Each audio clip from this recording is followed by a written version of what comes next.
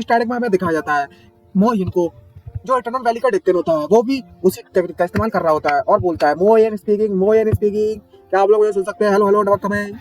और बोलता है कि इटर्नल वैली के लोगों ने जो 5 एलिमेंटल स्काई सील फॉर्मेशन थी उसका तोड़ निकाल लिया है। अब वो एक सीक्रेट पैसेज बना रहा है यहाँ से निकलने के लिए।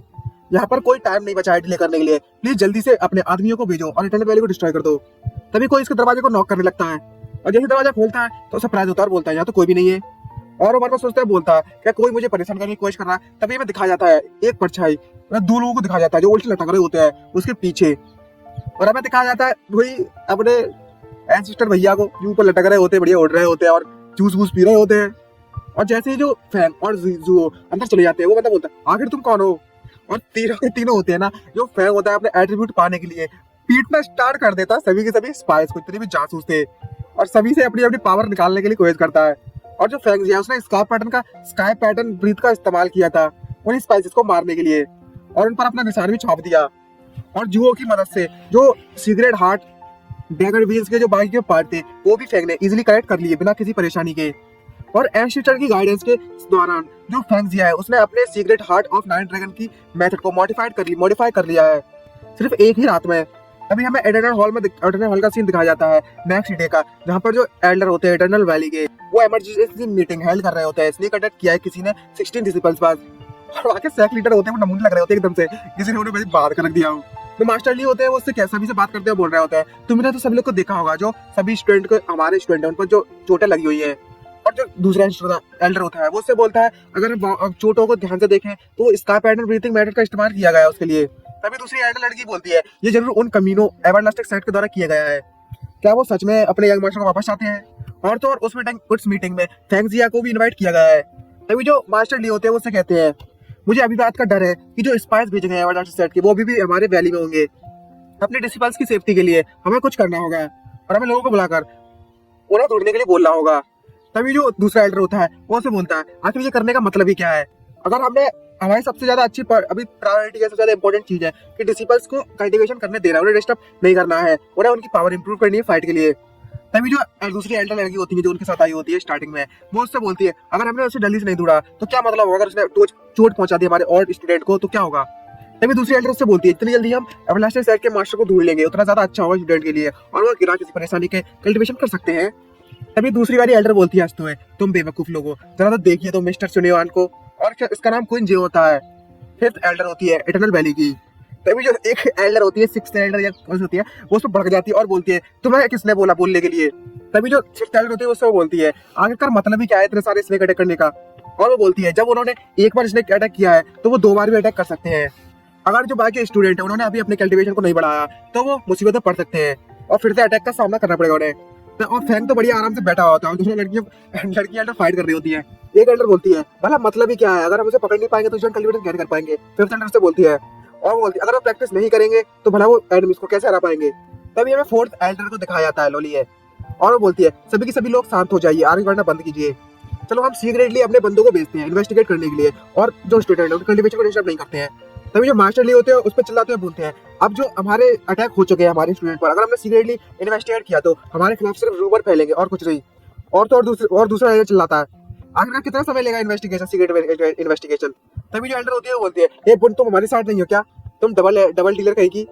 तभी जो बुन होती है वो फैंग के पीछे छुप जाती है और कांपने लगती है और वहीं पर रोना स्टार्ट कर देती है। तभी जो फैंग है वो खांसते हुए बोलते हैं जरा एक्सक्यूज मी मेरी बात सुन लो, और बोलता है मेरे पास एक आइडिया है, ये स्टूडेंट की सेफ्टी भी मेजर करेगा और तो और उनके कल्टीवेशन बढ़ाने में मदद करेगा। ये सुनने के बाद सभी के सभी एल्डर सरप्राइज होते हैं और जो फिफ्थ एल्डर होती है उस पर चिल्लाने लगती है तुम्हारा आइडिया, अजी घंटा तुम्हारा आइडिया, तुम हो कौन? तुम सिर्फ वही जानते हो दूसरे लोगों को पीटना और छोटे लोगों को मतलब कमजोर लोगों को बुली करना।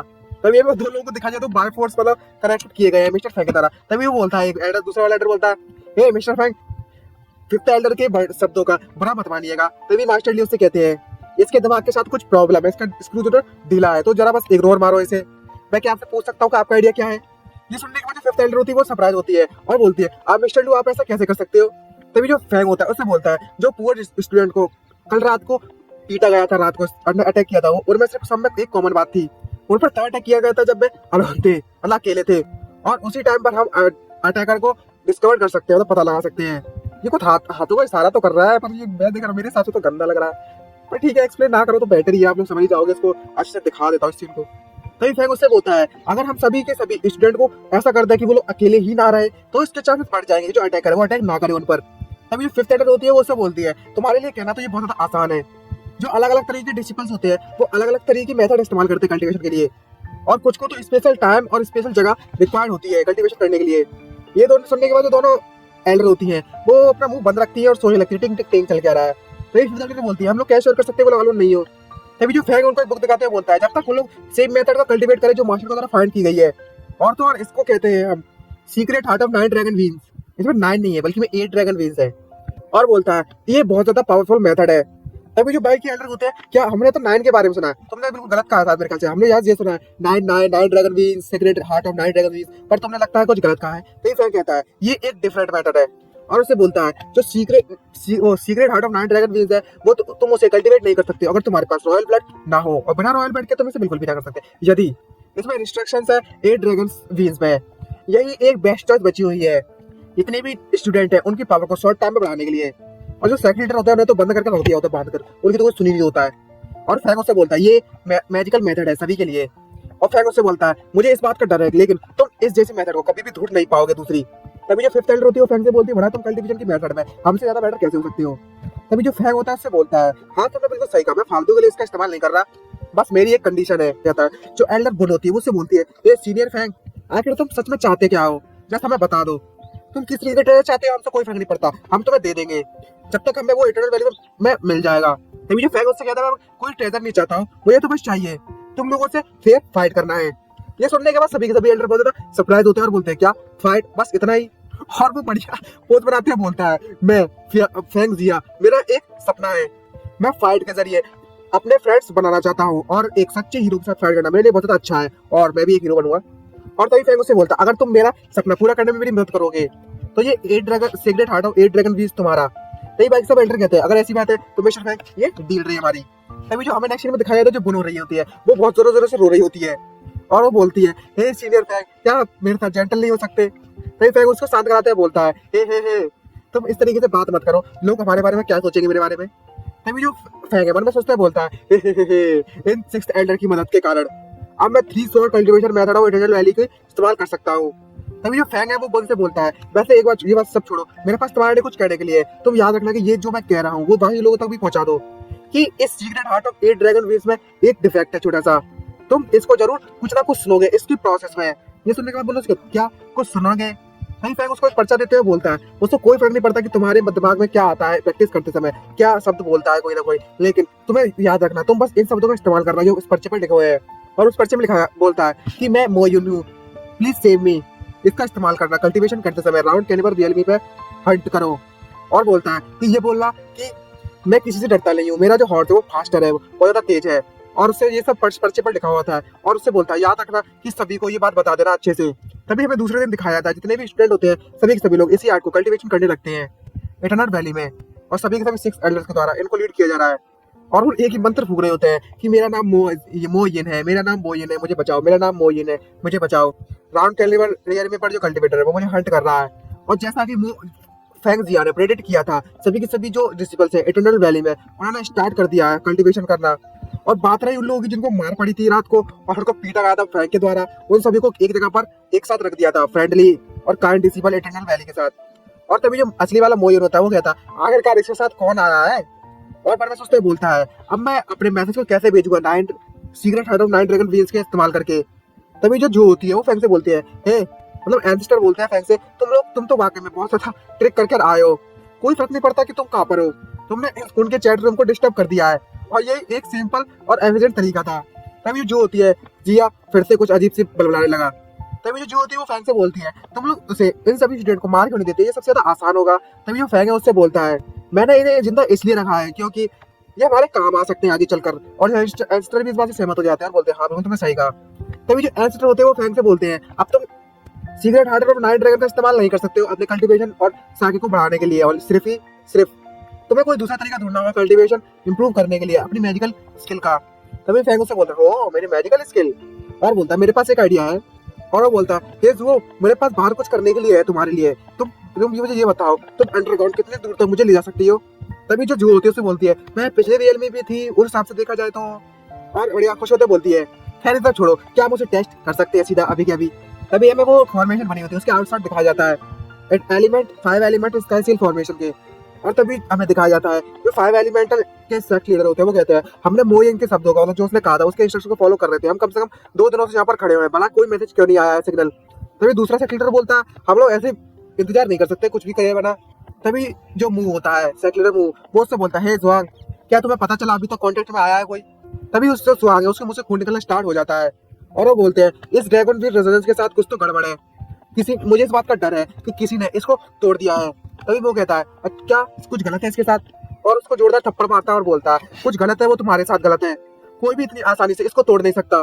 तभी जो 5 एलिमेंटल सर्कल का लीडर होता है वो कहता है मिस्टर मू आपको नहीं लगता कि इसके पास कोई रीजन ही नहीं है तुमसे झूठ बोलने का, और दूसरी बात तो ये है कि तुम्हें बस इस बात का जरूरत जानने की जरूरत है कि तुम्हें बस सच्चाई का पता लगाना है। तभी सभी के सभी सर्कल लीडर गुस्सा करने लगते हैं और बोलते हैं हे मिस्टर मू आपने हमें मिसलीड किया और सारा का सारा बेनिफिट खुद के लिए चाहते थे, तुम इस तरह का एटीट्यूड हमें देगा तो तुम क्या समझ रहे हो, तुम बहुत आसाने हो। तभी जो 5 एलिमेंटल सेट का लीडर होता है वो मिस्टर मू को डराते हुए बोलता है कि ऐसा हो सकता है इस सुनसान गली में, परेशान मोहल्ले में और इस सुनसान जंगल में इटरनल वैली के कुछ स्टूडेंट आए और तुम्हारे मरने तक तुम्हें पीट कर चले जाए, तो कोई भी कुछ भी नहीं जान पाएगा। तभी जो मिस्टर मू बोलते हैं थोड़ा शांत हो जाइए, मैं खुद से करता हूँ इस बार इस मेथड को। तभी हमें दिखाया जाता है वो चैटिंग मैसेज चल रहा होता है जो फैंग सभी स्टूडेंट को दिखाया जाता है और बोल रहा होता है मेरा नाम मोइन है मुझे बचाओ, मेरा नाम मोइन है मुझे बचाओ। और तभी जो मुंह होता है वो उसे रिप्लाई देता है हे क्या तुम मिस्टर मोइन हो, मैं सेक लीडर हूँ एडवालिस्टिक साइट का, मेरे पास तुम्हारे लिए कुछ पूछने के लिए हैगा। और तभी अंदर से मैसेज आता है और बोलता है अच्छा तो तुम एवरलास्टिक साइट के लीडर हो, तुम्हारा जो बेटा है तुम्हारा जो सन है वो मेरा हॉस्टेज है, तुम अगर इसे अलाइव मतलब जिंदा चाहते हो तो तुम्हारे लिए बेटर होगा कि अपने घुटनों के बल मेरे सामने झुक जाओ सभी के सामने। ये सुनकर बहुत सरप्राइज होता है और तभी जो मुंह होता है वो मतलब गुस्सा करने लगता है और बोलता है तुमने आखिरकार मेरे सन के साथ क्या किया है वक्त दो। तभी सामने से रिप्लाई आता है ज्यादा कुछ नहीं किया, कुछ टांगें तोड़ दी है, कुछ लीवर उखाड़ दिए और उसका मुंह बिगाड़ दिया और हड्डियां तोड़ दी है। तभी वहां से रिप्लाई आता है जुओ को जो कि फैंग इस्तेमाल कर रहा है उस टेक्निक को, उसमें बोल रहा होता है तुम्हारी हिम्मत कैसे हुई मेरे बेटे को मुझे वापस दो। तभी जो फैंग एक टेक्निक इस्तेमाल करता है और बोलता है अगर ऐसी बात है तो ये लो मेरे से मुझसे लेकर दिखाओ हिम्मत है तो तुम में। तभी जो एंशियंट होते हैं वो फैंग से बोलते हैं फैंग आखिर तुम बाहर जाकर करना क्या चाहते हो। तभी जो फैंग है उससे बोलता है मैं बाहर जाकर एवरलास्टिक साइट के कुछ स्टूडेंट को ढूंढूंगा और उनसे इसका पैटर्न ब्रीथिंग टेक्निक सीखूंगा, और बोलता है मुझे इस बात की उम्मीद है कि जो मेरे अपोनेंट होंगे वो उस यंग मास्टर से तो बेटर ही होंगे, मैं एक ही दिन में पूरी की पूरी कल्टीवेशन को कलेक्ट नहीं कर सकता। तभी जो जिया होती है वो उस फैंग से बोलती है फैंग जिया मेरी जो स्ट्रेंथ है वो खत्म होने वाली है। तभी जो फैंग होता है उससे बोलता है अच्छा कोई बात नहीं मुझे माफ कर देना, चलो हम सरफेस पर चलते हैं। और उधर से रिप्लाई चल रहे होते हैं पब्लिक चैट पर तुम असल में नाम बताओ मैं तुम्हें डिस्ट्रॉय कर दूंगा। तभी फैंग से बोलता है तुम कुछ ज्यादा ही अग्रेसिव बन रहे हो, और तभी वो फैंग उसको चिल्लाते हुए बोलता है तुम कभी ना मेरी बात सुनो मेरा नाम तेन सुनेहान है। तभी हमें दिखाया था उन दोनों की आंखें ये तो बाहर निकले आती है सरप्राइज हो जाते हैं और वो बोलते हैं आखिरकार जहाँ पर लास्ट क्यों पड़ी हुई है, ये तो बहुत ज्यादा अलग की है, कितनी ज्यादा बुरी किस्मत है हमारे लिए। तभी हमें दिखाया जाता है जो फैंग है उसको देखते हुए बोलता है गड्ढे में से बाहर निकलता है आखिरकार जहाँ पर इतने ज्यादा डार्क क्यों हो गया अचानक से। और जो मुंह होता है सेकंडर वो बोलता है अच्छा तो वो जो तुम थे, और तीनों के तीनों अपना अपना मुंह बंद कर लेते हैं और बोलते हैं ओ शिट हॉली क्रैप ये क्या हो गया। यहाँ पर सच में बहुत ज्यादा हंसी आ रही थी। कहा जाता है जो फैंग एंसेस्टर और जो जू होते हैं वो गड्ढे में से बाहर निकलते हैं अचानक से और उसी एवरलास्टिक सेक्ट के लीडर के सामने से उखड़ जाते हैं। और जो एवरलास्टिक सेक्ट का लीडर होता है मिस्टर मो वो बहुत ज्यादा गुस्से में होता है और बोलता है सभी के सभी सेक्ट लीडर यहाँ से दूर हट जाइए, मैं इस तियान शनेहान को संभालता हूँ। जिसको देखकर फैंग बहुत ज्यादा घबराने लगता है और उसकी आंखें जो बाहर आ जाती है और मरबश होते बोलता है हॉली शिट हम सीधे जाकर लीडर पर आ गए एवरलास्टिक सेक्ट के डायरेक्टली। तभी जो एंसेस्टर होते हैं वो फैंग से बोलते हैं ओ मैं तुम्हें ये तो बता सकता हूँ कि इनमें से कुछ लोग कम से कम टावर स्टेज ईयर में पहुंच चुके हैं। नहीं फैंग उससे बोलता है ओ शिट हम लोग कितने जान लगती है। तभी जो एंसेस्टर होता है वो उससे बोलता है तुम्हें सच सच बताओ तो बुरी किस्मत हमारी उतनी है जितने की मैंने उम्मीद भी ना की थी। जिसको देखने में फैंग चिल्लाकर बोलता है जुओ से ए जुओ जल्दी करो हमें यहाँ से भागना होगा जल्दी से भागो। तभी जो जू होते हैं वो बोलती है जो डिस्टेंस है वो बहुत ज्यादा दूर है, मेरे पास इतनी ज्यादा स्ट्रेंथ नहीं बची हुई है, मुझे अपनी पावर रिस्टोर करने के लिए कुछ खाना चाहिए। तभी जो मिस्टर मू होता है वो उस पर अटैक करते बोलता है तुम भाड़ में जाओ आप।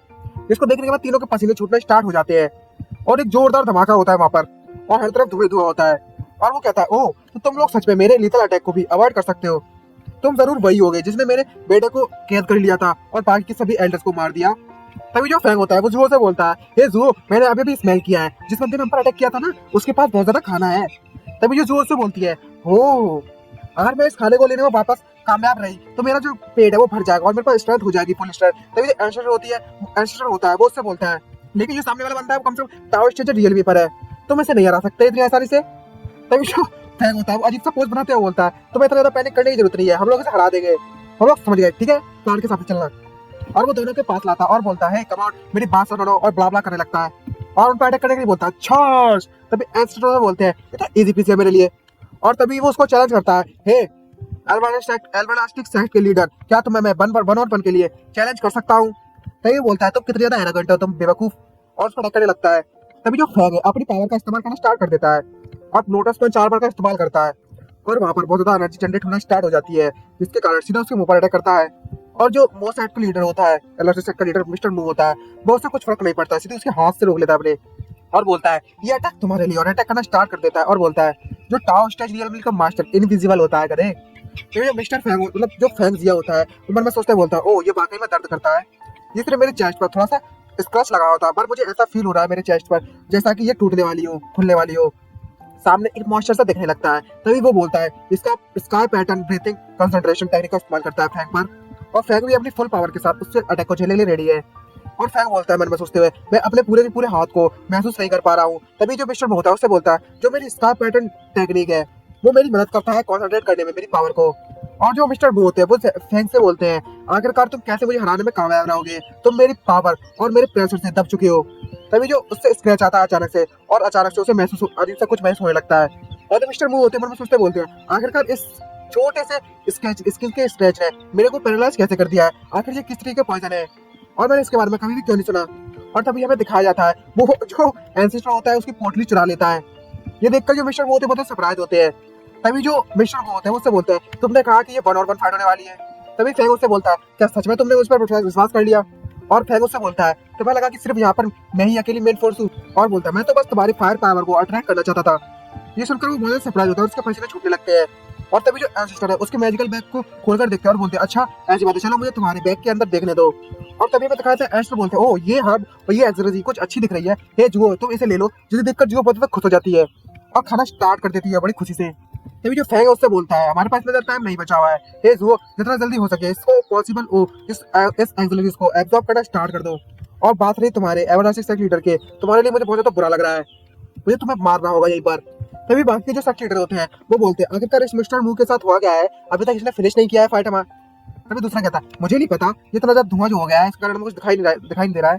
और तभी दिखाया जाता है वो जरा देखो देखो आखिरकार वो बाहर आ गया है। तभी मैं दिखाया जाता है फैंग ने उसकी गर्दन पकड़ी हुई होती है, जिसको देखने का बाकी बहुत सरप्राइज होते हैं। फैंग उससे बोलता है जो मिस्टर मू है वो हेल में मतलब जा चुके हैं बाहर, अब तुम लोग भी इसके साथ क्यों नहीं चले जाते? बाकी जो सेक्ट लीडर होते हैं वो सरप्राइज होते हैं और बोलते हैं क्या मिस्टर मू मारे जा चुके हैं, आखिरकार तुम हो कौन? तभी जो फैंग होता है उससे बोलता है खैर ये सब छोड़ो, चलो मैं बताता हूँ। बात ये है कि मैं यहाँ का फर्स्ट सेक्ट लीडर हूँ इटर्नल वैली का, और मेरा नाम चाओ हासिंग है। तभी भाई की सेक्ट लीडर मुझे घबराने लगते हैं और बोलते हैं तुम मजाक कर रहे हो ना, जो चाओ हासिंग है वो कम से कम 700 साल पहले मारा जा चुका है, और तो और वो बहुत ज्यादा पावरफुल कल्टीवेटर था राउंड कैलिबर रियल में पर, लेकिन वो फिर भी धूल में बदल चुका है अभी तक, वो ऐसा पॉसिबल ही नहीं है कि वापस शो हो। तभी जो फैंग होता है उससे बोलता है तुम छोड़े तुच्छ प्राणी, किसने कहा कि मैं राउंड कैलिबर रियल में पर हूँ? और तभी वो अपनी पावर दिखाने लगता है अपनी अजीब सी पता नहीं क्या, और बोलता है फैंग उन सभी से बोलता है तुम लोग जानते भी हो आखिरकार ये क्या है? ये देखकर बाकी की स्वॉर्ड जो बाकी के जो सेक्ट लीडर होते हैं उनकी फट गई 164 हो जाती है और बोलते हैं क्या ये तो कुछ एकदम से क्लियर स्वॉर्ड पिक्चर है 3 स्वॉर्ड कल्टीवेशन मेथड की इटर्नल वैली की। इसको देखने के बाद जो 5 एलिमेंटल स्वॉर्ड के मतलब 5 एलिमेंटल सेक्ट के लीडर होता है वो तो घबराने लगता है और कांपने लगता है और बोलता है कोई भी इटर्नल वैली का स्टूडेंट इस जनरेशन का इस तरीके से डिस्प्ले नहीं कर सकता पिक्चर को, स्वॉर्ड पिक्चर को जितना कि ये दिख रही है तब बिल्कुल ब्राइट और क्लियर। तभी जो फैंग होता है वो छुटकी बजाते बोलता है अच्छा तो ऐसी बात है, और बस एक छुटकी बजाता है और वो छुटकी बजाते बोलता है तो इस वर्ल्ड को गुड बाय कर दो, और सभी के सभी लोग वहां से गायब होना स्टार्ट होने लगते हैं। तभी हमें दिखाया जाता है तभी को सरप्राइज होते हैं और बोलते हैं क्या, और बोलते हैं मैं अभी भी अलाइव हूँ, मैं अभी भी जिंदा हूँ। आखिर वो चाओ हासिंग कहाँ गया? जो 5 एलिमेंट सेट का लीडर होता है वो कहता है ये आदमी सच में हम पर अटैक नहीं किया, और सभी के सभी नंगे हो गए होते हैं, क्या नहीं वो बस शो कर रहा है वैसे ही, और सभी लोग कांपने लगते हैं। हमें दिखाया जाता है मिस्टर मू को और वो कहता है कि हमें उस कमीने के द्वारा बेवकूफ बना दिया गया है। तभी हमें 4 घंटे पहले की बात दिखाया जाता है फैंग जिया की स्पिरिचुअल स्टेट को।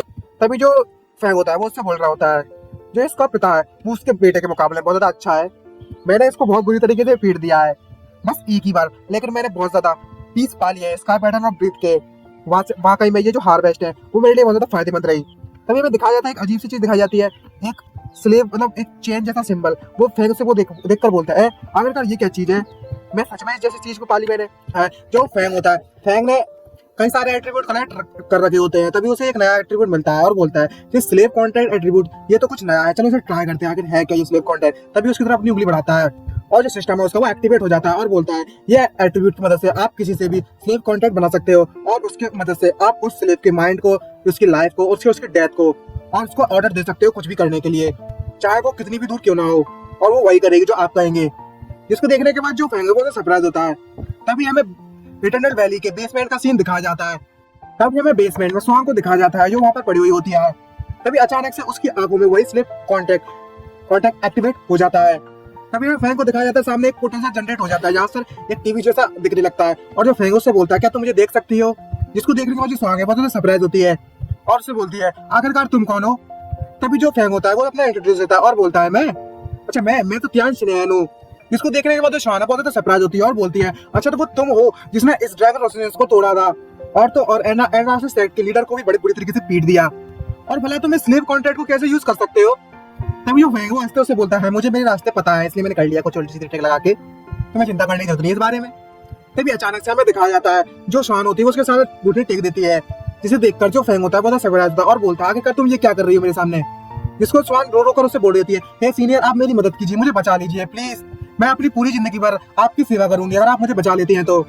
जब तक आप मुझे उस बास्टर और कमीने सेक्रेटरी से बचा लेंगे तब तक मैं अपनी पूरी जिंदगी भर आपकी सेवा में लगा दूंगी। जिसको देखने के बाद जो फेंग है बहुत सरप्राइज होता है और उससे बोलता है क्या वो तुम्हें सच में मारने वाला है। इसको तभी हमें दिखाया था स्वान होती है वो पीछे बोलती है वो मुझे मारेगा नहीं, वो मुझे टॉर्चर करेगा जब तक मैं अपनी जान की भीख नहीं मांग लेती कि मुझे मार डाले, मुझे बहुत ज्यादा टॉर्चर करता है। 10 साल पहले की बात है जब मेरे पेरेंट्स ने उसे मारने की कोशिश की थी, असैसिनेट करने की कोशिश की थी, जिसके कारण वो दोनों को मार दिया गया था इसके द्वारा। और तो और फिर मुझे इसने कैप्चर कर लिया और सब कुछ जितना भी वहां पर था, और उसने मेरे कल्टीवेशन के टैलेंट के बारे में पता लगा लिया था, तो इसने मुझे जिंदा रखा अपने फायदे के लिए, और तो और वो दूसरों को दिखाने के लिए मुझे ले जाया करता था और अपने आप को लॉर्ड बताया करता था। तभी और तो और ये मुझे असॉल्टेड करता है जब से मैं बचपन से मतलब छोटी थी तब से, और तो और मुझे एक जानवर की तरह ट्रीट करता है, और तो और उसने मेरे पास स्लेव कॉन्ट्रैक्ट भी लगा दिया है। और जो स्वान होती है वो अपने कपड़े उतारना स्टार्ट कर देती है और बताती है उसे अपनी स्टोरी के बारे में। इसको देखने के बाद जो फेंग है बहुत ज्यादा सरप्राइज होता है और जो स्वान होती है उससे बोलती है अगर मैं उसके ऑर्डर के खिलाफ जाती हूँ तो ये जो स्लेव कॉन्ट्रैक्ट है वो बहुत ज्यादा टॉर्चर करेगा मुझे बुरी तरीके से, और मेरे पेट के अंदर दिन और रात हमेशा ये बना रहता है। तभी जो फेंग होता है उससे बोलता है तुम्हें अपनी पूरी जिंदगी पर मुझे सर्व करने की जरूरत नहीं है, मैं तुम्हें आजाद करने का कोई ना कोई तरीका ढूंढ लूंगा उसका मीने से। इसको देखने के बाद स्वान बहुत खुश हो जाती है और बोलती है आपका बहुत बहुत शुक्रिया सीनियर, और उन्हें स्टार्ट कर देती है। और तभी वो बोलती है अगर यहाँ पर कुछ मदद करने के लिए हो तो आप मुझे जरूर बताना, मैं पूरी कोशिश करूंगी आपकी मदद करने की। तभी जो फेंग उससे बोलता है मेरे पास तुम्हारे लिए क्वेश्चन है, जब मैंने जो secret heart of nine dragon को तोड़ दिया था उसके बाद क्या तुमने कुछ सुना था इम्पीरियल कोर्ट और एवरलास्टिंग सेक्ट से। तभी जो शान होती है उससे बोलती है जो इटर्नल वैली के जो स्पाइस है जो जासूस है उन्होंने अभी तक कुछ भी रेस्पॉन्स नहीं दिया था, लेकिन जो इम्पीरियल कोर्ट ने मैसेज भेजे हैं जो लॉर्ड मो युंगलोंग है वहाँ की जो नेशनल प्रोटेक्टर वो इटर्नल वैली की तरफ बढ़ रहे हैं। तभी जो फेंग उससे बोलता है मैंने सुना है कि जो मो युंगलान है वो बहुत ज्यादा पावरफुल है, क्या उसके एबिलिटी के बारे में तुम्हारे पास कोई इंफॉर्मेशन है जिससे मुझे मदद मिले उसे हराने में। तभी जो शांग उससे सब कुछ बताने लगती है और बोलती है कि उसकी जो पावर है वो कैनवर रियलमी पर है पर वो कैपिटल सिटी को नहीं छोड़ जा सकता ज्यादा समय के लिए। तभी जो फेंग उससे पूछता है वो सिटी को ज्यादा समय के लिए नहीं छोड़ सकता, इसका क्या मतलब हुआ। तभी जो शान उससे बताती है इसका जो असली रियलमी है वो कैनवर रियलमी है, लेकिन वो कैपिटल सिटी में रहेगा तब तक ही, वो भी 1 साल के लिए, और तो और वो दूसरी तरफ वो सिटी को भी बचा सकता है और अपनी पावर को मेंटेन रख सकता है, और तो और वो पूरी की पूरी साल भर उस सिटी में रहता है और वो ड्रैगन विन का इस्तेमाल करके अपनी पावर बढ़ाए रखता है। अगर मेरी इंफॉर्मेशन सही है, जहाँ तक मुझे उन्होंने बताया था, मतलब मैंने उसके मैसेज से सुना था कि जो मो है वो अगर इसकी तरफ इटर्नल वैली की तरफ बढ़ता है तो उसे कम से कम 6 दिन लगेंगे यहाँ पर आने में, और तो और अपनी पावर राउंड कैनिवर रियलमी पर 1 दिन के लिए ही बनाए रख सकता है, मतलब टोटल मिलाकर 7 डेज तक 6 दिन उसे आने में लग जाएंगे और 1 दिन बस फाइट करेगा, उसके बाद उसकी पावर घट जाएगी। इसको देखने के बाद जो फेंग है तो बहुत ज्यादा सरप्राइज होता है और बोलता है अच्छा ऐसी बात है, तो यहाँ पर आने के बाद उसकी पावर है वो सिर्फ 1 दिन के लिए ही रहेगी। तभी जो फेंग होता है मन में सोचता है, बोलता है जो मार्शल स्टेट है वो जानती है कि वो हमें पूरी तरीके से नहीं हरा सकती है, इसलिए उन्होंने डिले कर रखा है हमारी फाइट को। जो इटर्नल वैली वो सर्वाइव कर सकती है अगर हम उसके अटैक से 1 दिन के लिए बच के रखें, तो अपनी पावर को बचा रखें। सिर्फ अभी एक ही तरीका है, और तो और इटर्नल वैली ने मुझे प्रोटेक्टर के तौर पर एक्सेप्ट कर लिया है। शायद एक चांस है, हम इसे फंसा सकते हैं अपने जाल में। और चेकमेट करना स्टार्ट कर देता है। तभी नेक्स्ट सीन हमारा दिखाया था फेंग जियाक्स के रूम का सीन, यार्ड का, यहाँ पर हमें दिखाया जाता है मास्टर लिन को। मास्टर लिन से बोलते हैं जो मो युन लाओंग है वो यहाँ पर खुश आ गया है, ये तो बहुत ज्यादा बुरी खबर है। तभी मास्टर लूनो से बोलते हैं, मतलब एंडर लूनो से बोलते हैं जो मोलिंग है वो उसका जो पावर वो राउंड कैलिबर रियलमी पर है और वो सिर्फ थोड़े ही समय के लिए बनाए रख सकता है अपनी पावर को। तभी जो फैंग है उससे बोलता है कि ऐसा प्रोबेबली पॉसिबल हो सकता है कुछ समय के लिए। जब फाइनल वॉर हुई थी हमें ये श्योर करना होगा जो हमारे डिसिपल्स हैं जो हमारे स्टूडेंट है वो यहाँ से निकल जाए जितना जल्दी हो सके। जिसको देखने के बाद जो मास्टर लिन होते हैं वो बहुत ज्यादा भड़क जाते हैं और बोलते हैं हमने अपने स्टूडेंट को यहाँ से निकालने की कोशिश की थी लेकिन जो जासूस है उन लोगों के वो हमें परेशान कर रहे हैं। इसको देखने के बाद जो फैंग होता है वो एक लिस्ट निकालता है और वो बोलता है उन सब से जो मेरे हाथों में वो उन स्पाइस की लिस्ट है जो वहाँ पर जासूस है।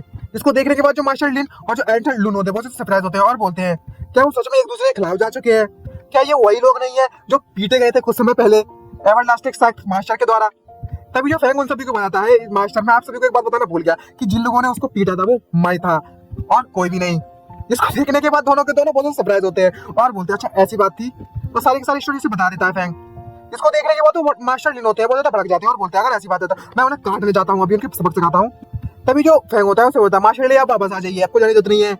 इसको देखने के मास्टर लिन बहुत सरप्राइज होते हैं और बोलते हैं आखिरकार क्या प्रॉब्लम है मिस्टर फैंग, अगर हम इसे ऐसे छोड़ देंगे तो आगे चलकर वो हमारे लिए बहुत ज्यादा खतरा बन जाएंगे, हमें इन्हें मारना होगा। तभी जो लिन होता है वो उनसे बोलता है हम उन्हें बाहर की दुनिया से कट कर देंगे तो वो हमारी इंफॉर्मेशन बाहर भेज ही नहीं पाएंगे, तो कोई दिक्कत डरने वाली बात ही नहीं और हम इन्हें इस्तेमाल कर लेंगे, चिंता मत करो। और तो और अगर हम अपने स्टूडेंट को जिंदा रखना चाहते हैं तो वो हमारे काम आएंगे आगे चलकर। होता है वो दोनों के दोनों मास्टर को बता रहा होता है कि हमने उनके जासूसों को पकड़ लिया है, तो जो मार्शल स्टेट है उनके पास जो इंफॉर्मेशन एक्सेस करने का तरीका था उनके पास सिर्फ लिमिटेड इंफॉर्मेशन हमारी, हम इस मौके का इस्तेमाल कर सकते हैं, हम इन्हें गलत इंफॉर्मेशन भेजेंगे और तो और हम सीक्रेट प्लेस की लोकेशन भी। और जिसको देखने के बाद वो दोनों के दोनों बहुत सरप्राइज होते हैं और बोलते हैं ये तो बहुत ज्यादा अच्छी स्ट्रेटजी है मिस्टर फैंग, आप तो बहुत ज्यादा अमेजिंग है। तभी जो फैंग है उससे बोलता है आपको ऐसा करने की जरूरत नहीं है, पक्का लगाने की जरूरत नहीं है। मैं एक बात बताऊं, आखिरकार उस मोल युल्लन के खिलाफ आपके सेक्ट लीडर की जीतने की कितनी ज्यादा संभावना है? जिसको देखने के बाद दोनों का दोनों मुंह शांत हो जाता है और जो मास्टर लिन होते हैं उससे बोलते हैं जो मो युन है वो मार्शल स्टेट का पावर हाउस है, उसे हराना इतना ज्यादा आसान नहीं होगा। उसके पास पावर है, पोजीशन है और काउंटलेस ट्रेजर है, किसी को भी इस बारे में नहीं पता है अगर उसके खिलाफ कोई जाता है तो उसके साथ क्या होगा। तभी जो फैंग उससे बोलता है अगर यहाँ पर कोई ऐसा तरीका हो जल्दी से कोई रैंडम राउंड रियलमी पर जाने का कोई तरीका हो जल्दी से जल्दी तो ये हमारे लिए बहुत ज्यादा फायदेमंद होगा। और मन में सोचते बोलता है ये लोग अभी तक जानते नहीं है कि जो सेक्ट लीडर है उन्होंने ब्रेक थ्रू नहीं किया है अभी। तभी जो एंसेस्टर है वो बाहर निकल जाता है और बोलते हैं तुम अपना बहुत ज्यादा सपने देख रहे हो, ऐसा कोई तरीका नहीं है कि जल्दी से जल्दी ब्रेक थ्रू कर सके। तभी जो फैंग है उससे बोलता है आपको ऐसे जिंदा बोलने की जरूरत नहीं है मास्टर सीनियर। तभी जो एंसेस्टर है उससे बोलता है मुझे इंटरप्ट करना बंद करो। तभी जो एंसेस्टर होता है वो फैंग से बोलता है मैं तुम्हारी मदद नहीं कर सकता राउंड कैलिबर रियलमी पर ब्रेक थ्रू करने में, लेकिन डिफिशिएंट राउंड कैलिबर रियलमी पे तुम्हारी मदद कर सकता हूँ मैं। इसको देखने के बाद जो फैंग है बहुत ज्यादा गुस्सा जाता है और बोलता है सीनियर सच में आपके साथ बहुत आपके पास कोई तरीका है ऐसा करने का, और उससे गले लगा लेता है जोर से। तभी जो एंसेस्टर होते हैं वो फैंग से बोलते हैं आखिरकार जब मेरे समय में बहुत ज्यादा राउंड कैलिबर रियलमी के कल्टीवेटर थे तो सीधी सी बात है कि कोई ना कोई मेथड जल्दी जल्दी अचीव करने की ब्रेक थ्रू करने का तरीका तो होगा ही। जिसको देखने का बहुत ज्यादा सरप्राइज होते हैं वो दोनों के दोनों एंडर और मन में सोचते बोलते हैं क्या इसे पता भी है कि आखिर किस बारे में बात कर रहा है। और दूसरा एंडर से बोलता है मन में सोचते हैं इसकी टोन देखकर तो ऐसा लगता है ये सच में बहुत ज्यादा सीरियस है। और दोनों के दोनों मन में सोचते बोलता है खैर ये सब छोड़ो, अब हमारे पास यही एक तरीका है। तभी एंसेस्टर से बोलता है इतना ज्यादा खुश होने की जरूरत नहीं है, अगर तुम फोर्सफुली अपने आप को अपनी पावर को ब्रेक थ्रू करने की कोशिश करोगे तो तुम्हें ऐसा बिग प्राइस देनी होगी, बहुत ज्यादा कीमत चुकानी होगी बहुत ज्यादा बड़ी। तो मास्टर एल्डर लो होते बहुत ज्यादा सरप्राइज होता है और उससे बोलता है उससे कोई फर्क नहीं पड़ता कि क्या प्राइस हमें चुकानी पड़ेगी, हमारी इटर्नल वैली के सेक के लिए हम कुछ भी करने के लिए तैयार हैं। तभी जो एंसेस्टर होते हैं वो फैंग से बोलते हैं अगर तुमने फोर्सफुली ब्रेक थ्रू करने की कोशिश की तो तुम्हारी जो पावर है वो सिर्फ कुछ समय के लिए बनाए रख सकते हो और उसके बाद तुम एक आम इंसान में बदल जाओगे और उसके बाद वो कभी भी कल्टीवेट कर नहीं पाएंगे। क्या तुम अभी भी ये काम करना चाहते हो? चलो इस बारे में पहले बात करते हैं। अगर तुम सच में अपनी कल्टीवेट करने की काबिलियत खो देते हो मैं तुम्हें अकेला छोड़ दूंगा उसके बाद। और जो फैंग होता है बहुत सरप्राइज होता है इस बात को सुनकर, कंफ्यूज भी। अभी दोनों के दोनों एल्डर होते हैं वो मैजिस्ट्रेट बोलते हैं हमें कोई फर्क नहीं पड़ता कि क्या होने वाला है, हम लोग रेडी हैं ये सब करने के लिए, बस आप हमें मैटर बताइए सर। और तभी एंसेस्टर उससे बोलते हैं तुम इस मैटर से दूर रहो, अगर मैं तुम्हें ये सब सिखा भी दूं तो कोई फर्क नहीं पड़ता, तुम्हें बहुत ज्यादा समय लग रहा है उसे सीखने में। इसको सुनने के बाद दोनों के दोनों बहुत ज्यादा उदास हो जाते हैं और बोलते हैं इसको देखकर तो ऐसा लगता है कि जो हमारी पावर का डिफरेंस है वो बहुत ज्यादा है। तभी जो फैंग है वो उससे बोलता है एंसेस्टर अगर आपके पास सच में कोई तरीका है गांधी रील पे पहुंचने का तो आप मुझे बताइए और मैं सच में उसे सीखना चाहता हूँ। इसको सुनने के बाद जो एंसेस्टर वो भड़क जाते हैं और उससे बोलते हैं तुम एक बार फिर से ध्यान से सोच लो, तो इटर्नल वैली और तुम एक साथ नहीं जुड़े हो, तुम इधर ऐसे ही फैसला नहीं ले सकते। और जो दोनों के दोनों एल्डर होते हैं वो ये बात सुनकर बोल रहे होते हैं मिस्टर फैंग ने हमारे लिए बहुत ज्यादा कर रखा है इटर्नल वैली के लिए, हम इतना ज्यादा बड़ा रिस्क नहीं ले सकते। और तभी जो फैंग है वो उससे बोलता है जो मैंने अपना फैसला कर लिया है, मैंने अपना जो फैसला किया है वो इटर्नल वैली के लिए नहीं किया है, बल्कि मैंने ये खुद के लिए किया है। और जबकि मैं हीरो यहाँ पर बनना चाहता हूँ तो कोई भी तरीका नहीं है यहाँ पर गिव अप करने का। और तभी फैंग उससे बोलता है आपको चिंता करने की नहीं, मैं बाकी में बहुत हार्ड वर्किंग हूँ, तो डरने की बात नहीं है। जिसको देखने के बाद जो एंसेस्टर से बोलता है तुम बेवकूफ हो, जो करना है तुम करो, मुझे कोई घंटा फर्क नहीं पड़ता। जिसको देखने के बाद जो एल्डर होते हैं वो उससे बोलते हैं इस क्रिटिकल टाइम पर भी तुम अपनी जिंदगी मतलब अपनी लाइफ खतरे में डालने के लिए तैयार हो इस इटर्नल वैली के लिए। अब हमें ये तो नहीं पता कि इटर्नल वैली इस कैटस्ट्रोफ से निकल पाएगी या नहीं निकल पाएगी, लेकिन जो मिस्टर फैंग है वो इस इटर्नल वैली के लिए बहुत ज्यादा इटर्नल बेनिफैक्टर बने रहेंगे आज से। और वो बोलते हैं हमारे पास आपको देने के लिए कुछ ज्यादा तो कुछ है नहीं, लेकिन ये स्वॉर्डमैनशिप है जो हम आपको बता सकते हैं। और वो एक ही टेक्निक दोनों दे सकते हैं, दोनों स्टार्ट कर देते देना। और बोलते हैं ये क्या वो वही टेक्निक नहीं है जो हमने मिलकर बनाई थी। और दूसरा बोलता है मैंने उसकी उम्मीद नहीं की थी, तुम इसको अभी भी इस्तेमाल करते हो। और तभी मास्टर लियो तो उसे बोलते हैं हमने कम से कम 12 शॉट पर पहुंच चुके हैं, तुम्हारा क्या। तभी मास्टर लियो उसे बोलते हैं मैं भी। और तभी जो हम फैंग होता है वो तो एक्सेप्ट कर जाता है और उनके मुंह को साइड में करते हैं और बोलता है अरे मुझे जरा देखने दे दो, वाह ये शॉट टेक्निक तो बहुत अच्छी दिख रही है, अगर इसे कंप्लीट कर लिया गया तो ये उस कुमियो वैली के स्वॉर्डमैनशिप को भी पार कर जाएगी। तभी जो एल्डर होते हैं उससे बोलते हैं लेकिन बदकिस्मती से जो मार्शल स्टैंड है वो यहाँ पर जल्दी ही आने वाली है, अगर हम कुछ ईयर मतलब कुछ सालों तक और प्रैक्टिस करते हैं इसका तो शायद हम 13 शॉट को भी अचीव कर सकते। तभी जो फैंग है उसको बोलता है मुझे ही लगता है कि इसमें इतना ज्यादा समय लगने वाला है, चलो हम ट्राई करते हैं और 13 शॉट बनाते हैं, चलो फेयर फाइट करते हैं। इसको देखने को दोनों के दोनों एल्डर की फटके चढ़ जाती है और बहुत डर लगते हैं और बोलते हैं क्या फाइट करनी है, क्योंकि उन्होंने पहले भी इससे फाइट की थी और हार चुके थे। और वो तभी नेक्स्ट सीन में शिफ्ट होता है यहाँ पर दोनों मार पड़ रही होती है जोड़े जोड़े से, दोनों की तरफ पिट रहे होते हैं और बार बार फाइट कर रहे होते हैं। और बोले तो ये इंसान आखिरकार रुक गया। तभी हमें दिखाया जाता है जो फैंग होता है उसके पास बहुत ज्यादा एट्रीब्यूट टपके होते हैं आगे होते हैं, और बोलता है आज बार बहुत ज्यादा एट्रीब्यूट टपके हैं। और गुस्से में बोल रहा होता है आखिरकार मैं एट्रीब्यूट पर डिपेंड क्यों नहीं रख सकता शॉर्टमैन से बनाने के लिए, कोई फर्क नहीं पड़ता कि मैं कितने ज्यादा एट्रीब्यूट बॉस को खा लूं, लेकिन फिर भी मैं 13th शॉर्ट टेक्निक को नहीं बना पा रहा हूँ। तभी हमें दिखाया जाता है बहुत ज्यादा शॉर्ट्स उसके पीछे लगी हुई होती है और मतलब सोचता है बोलता है अब इसे देखकर ऐसा लगता है कि अब मैं खुद से ही ट्राई कर सकता हूँ ये। इसको देखने के बाद जो एल्डर होते हैं वो फिर से डरना स्टार्ट कर देते हैं और बोलते हैं मिस्टर फैंग आप फिर से मत करना, हमने बहुत ज्यादा मार खा लिया आज। और आ जाता है तो दोनों के दोनों एल्डर होते हैं फिर डर रहे होते हैं और अचानक से एकदम सामने दिख लाइट चमकने लगती है और बहुत सरप्राइज होते हैं और बोल रहे होते हैं आखिरकार जो मिस्टर फैंग है वो अपना मूव क्यों नहीं चल रहे हैं, मैं पिटने के लिए तैयार था। तभी जो सिस्टम होता है उसे बताता है हमें जो एल्डर होता है कि जो फैंग दिया है वो एट्रीब्यूट के जरिए जो चीज मौजूद है वो उनको एब्जॉर्ब कर वो टेक्निक सीख सकता है, लेकिन जो मौजूद अभी तक वो चीज बनी ही नहीं है उसको नहीं सीख सकता, उसके लिए वो खुद क्रिएट करनी पड़ेगी उसको। और जो 13 स्वॉर्ड्समैनशिप है वो क्लियर कर सकती है और बहुत ज्यादा पावरफुल बना सकती है, तो उसे क्रिएट करने के लिए खुद ही अपना अंडरस्टैंडिंग समझनी होगी आखिर स्वॉर्डमैनशिप क्या है। तभी हमें दिखाया जाता है पीछे लाइट चमक रही होती है, जो डॉल सी होती है वो शॉर्ट चल रही होती है, जिसको देखने के बाद दोनों एल्डर सरप्राइज होते हैं और बोलते हैं ये तो 13 स्वॉर्डमैनशिप है, आखिरकार ये कंप्लीट हो ही गई। और फैंगजिया ने उसे बना लिया होता है एक नई टेक्निक को और बोलता है आखिरकार ये सेटल हो ही गया। और फैंग बड़ा मतलब इसको देखने के बाद मन में सोचता है बोलता है मैंने आखिरकार ये 13 शॉट टेक्निक बनाई ली। इसको पूरी तरीके से समझने के बाद मुझे पिछले स्वॉर्डमैनशिप के मुकाबले में कुछ डिफरेंट महसूस हो रहा है। इसको देखने के बाद जो दोनों एल्डर होते हैं वो वहां पर उन्हें स्टार्ट कर देते हैं और बोलते हैं हम कई सालों से इस स्वॉर्डमैनशिप टेक्निक को सीखने की कोशिश कर रहे हैं, लेकिन हमें इसकी उम्मीद नहीं की थी जो मिस्टर फैंग है इसको इतनी जल्दी बस एक ही सांस में कंप्लीट कर लेंगे, और हमने अपनी इस जिंदगी में 13 स्वॉर्डमैनशिप को आखिरकार देख ही लिया, आखिरकार हमारी किस्मत चमकी गई। इसको देखने के बाद जो फैंग है वो मन में सोचते बोलता है मैंने अभी अभी इस स्किल को अपग्रेड किया है, मैंने इसको उम्मीद भी नहीं की थी ये दोनों इतने ज्यादा एक्साइटेड हो जाएंगे। और मन में सोचते बोलते हैं ये स्वॉर्डमैन टेक्निक है ये वाली इनके लिए इतनी ज्यादा इंपॉर्टेंट है जैसे उनके बच्चों की तरह। तभी जो एल्डर होते हैं वो उससे बोलते हैं इस सेट के स्वॉर्डमैनशिप को अभी तक नाम नहीं दिया गया है, मिस्टर फैंग क्या आप इसे नाम दे सकते हैं। और उसे नाम देता है वुशी वुशोंग 13 स्वॉर्ड। इसको देखने के बाद वो दोनों बहुत ज्यादा खुश हो जाते हैं और बोलते हैं बहुत अच्छे बहुत अच्छे। तभी एल्डर उसके पास आ जाते हैं और बोलते हैं अच्छा ठीक है अब इसे बचा कर रखो अपने लिए, अब यहाँ पर बहुत ज्यादा इंपॉर्टेंट चीजें है करने के लिए। तभी फैंग उनसे बोलता है अरे सुनिए एल्डर अब ये आप पर डिपेंड करता है, जो यहाँ पर स्पाइस और जासूस छुपे हुए उन्हें गलत बात दिखाना और अपने स्टूडेंट को सही बात दिखाकर यहाँ से निकाल लेना। और वहां से दोनों के दोनों एल्डर जाना स्टार्ट कर देते हैं और बोलते हैं जैसा कि आपने कहा है हम वैसा ही करेंगे। तभी जो एशेस होते हैं वो उसकी छुट्टियां पकड़ लेते हैं और फैंग से बोलते हैं चलो उन्हें उनका काम करने दो। और जो एशेस होते हैं उसे पकड़कर ले जा रहे होते हैं और बोलते हैं अब तुम बाकी सब चिंता करना छोड़ दो, अब तुम इस एशेस के साथ जाओगे और प्रैक्टिस करोगे अकेले में। और जो फैंग है बहुत ज्यादा रो रहा होता है और बोलता है बहुत ज्यादा दुख रहा है मेरी छुट्टियां को छोड़ दो। और एशेस उससे बोलता है मैंने योनियम को पहले ही बोल दिया सब कुछ तैयार करने के लिए। इसको देखने के बाद जो सुनने के बाद जो फैंग है बहुत सरप्राइज होता है और बोलता है क्या रेडी है सब कुछ पहले से ही, क्या ऐसा हो सकता है, क्या डॉल कल्टीवेशन करने के लिए बोल रहे हैं क्या। और खुश हो जाता है और लाल पड़ जाता है उसका चेहरा और वो बनी मन में सोचने लगता है डॉल कल्टीवेशन के सीन के बारे में और उसके नाक से खून बहना स्टार्ट हो जाता है और इतना ज्यादा एक्साइटेड होता है कि वो सीधे जाकर जोर से दरवाजा खोलता है और बोलता है लिटिल गर्ल।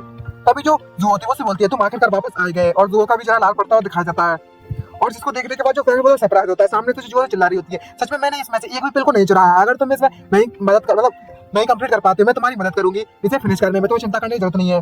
तभी जो फ्रेंड उससे बोलता है तुम भला इस रूटीन की तरह क्यों नहीं प्ले करती हो। और तभी जो एंसेस्टर होते हैं वो उसको जो को पकड़ लेते हैं और बोलते हैं इसका खाने का आइडिया भूल जाओ, और जो लो लेवल पिल है वो इस स्मेली बॉय के लिए काफी नहीं है।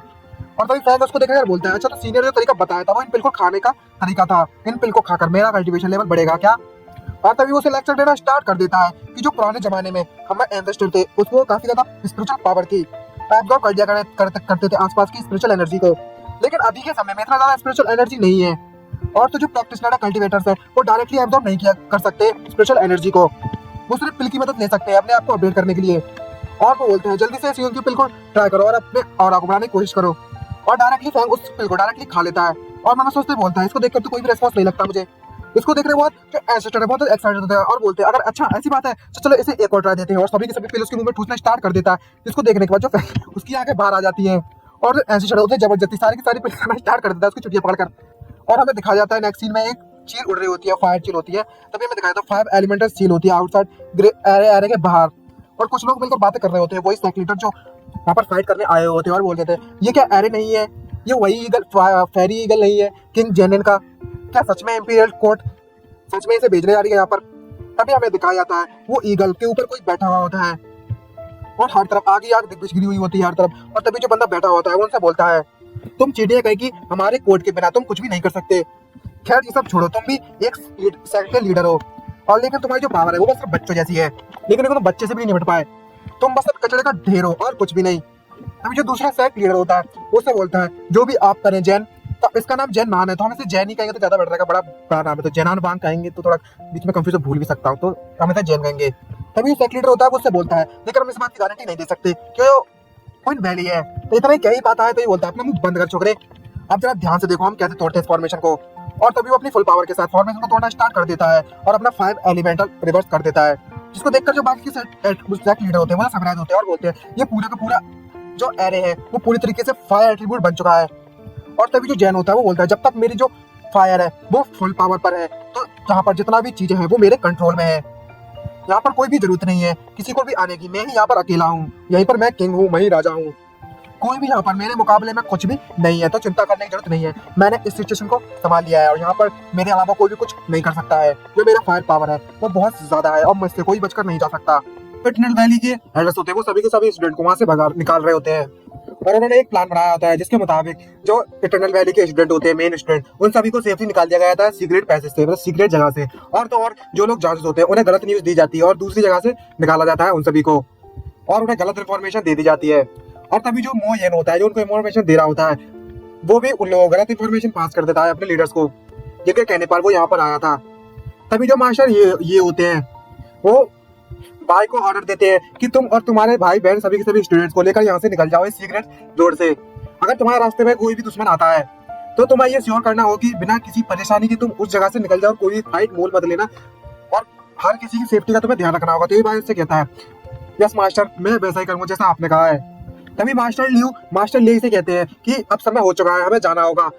तभी जो मास्टर ले होते हैं उससे कहते हैं गुड बाय अब तुम्हें यहाँ से जाना होगा, मुझे उन कचरों से जाकर मिलना पड़ेगा बाहर ताकि हम लोग यहाँ से इजिली निकल सके बिना किसी परेशानी के। और तभी जो बाय होता है उसके आंखों से आंसू निकल रहे होते हैं और वो मास्टर लिए से कहता है मास्टर आप अपना ख्याल रखना हम लोग जा रहे हैं। और तभी हमें दिखाया जाता है कि बाहर एक जगह पर कुछ लोग खड़े होते हैं। तभी जानान को वो इन्फॉर्मेशन देता है कि हमारी इन्फॉर्मेशन के मुताबिक जो इटर्नल वैली के स्टूडेंट हैं और वहां से बचकर निकल रहे हैं हमारे एरे फॉर्मेशन के कारण इस सीक्रेट जगह से। तभी हमें दिखाया जाता है उस गेम में से कोई निकल रहा होता है और जो जेनान होता है वो उसको देखकर हंसने लगता है और बोलता है इसको देखकर ऐसा लगता है कि अब तुमसे पूछने की जरूरत नहीं है।